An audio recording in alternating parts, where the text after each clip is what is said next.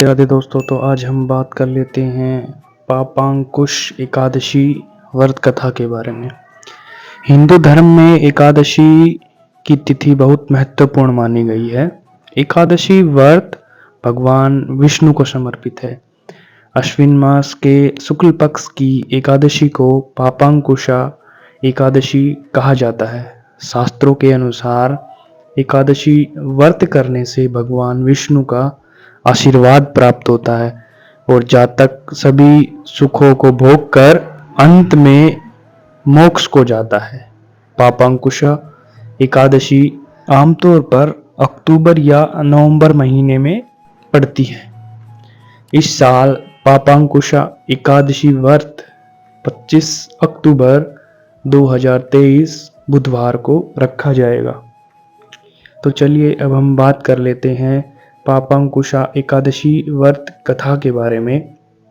तो बात प्राचीन समय की है। विंध्य पर्वत पर करोधन नामक एक बहेलिया रहता था। वह बहुत क्रूर स्वभाव का था।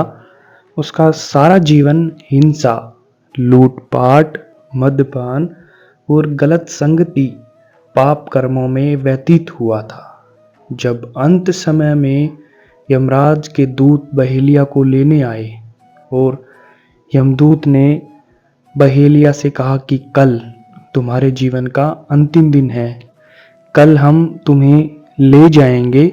यह बात सुनकर बहेलिया बहुत भयभीत हो गया और महर्षि अंगिरा के आश्रम में पहुंचा और महर्षि अंगिरा के चरणों पर गिरकर प्रार्थना करने लगा। बहेलिया ने ऋषिवर से कहा, मैंने सारे जीवन पाप कर्म करने में व्यतीत कर दिया। कृपा कर मुझे कोई ऐसा उपाय बता दीजिए जिससे मेरे सारे के सारे पाप मिट जाए और मोक्ष की प्राप्ति हो जाए। उसके निवेदन पर महर्षि अंगिरा ने उसे अश्विन शुक्ल की पापांकुशा एकादशी का विधि पूर्वक व्रत करने के विषय में बताया। महर्षि अंगिरा के कहे अनुसार उस बहेलिया ने यह व्रत किया और किए गए सारे पापों से छुटकारा पा लिया और इस व्रत पूजन के बल से भगवान की कृपा से वह विष्णु लोक को गया।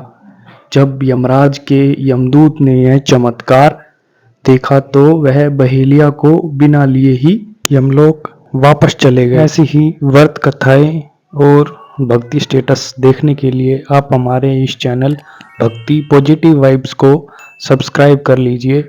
राधे राधे।